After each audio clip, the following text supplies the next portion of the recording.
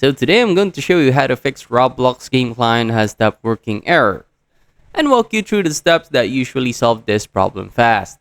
So to get started, the first thing you need to do is log out of your Roblox account.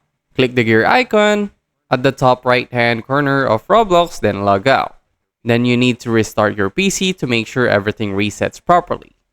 Next, we're going to change the compatibility settings for Roblox. Go to the search bar. Besides the window icon, search for Roblox.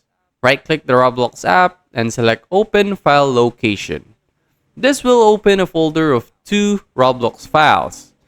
Right-click Roblox again, and this time click Properties. Then go to the Compatibility tab, check the box that says Run this program in compatibility mode, and choose the version for your Windows you're currently using.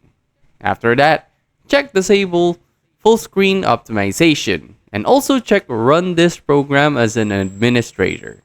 Click Apply to save all of these changes. Some Windows versions will also show a button called Run Compatibility Troubleshooter. If you see it, click it.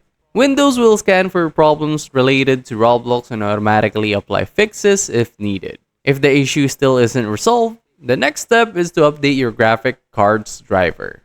In the search bar, type Device Manager, open it, then expand Display Adapters. For you to view your graphics driver, click the driver and select Update Driver. You'll get 2 options. Choose the first one, search automatically for drivers.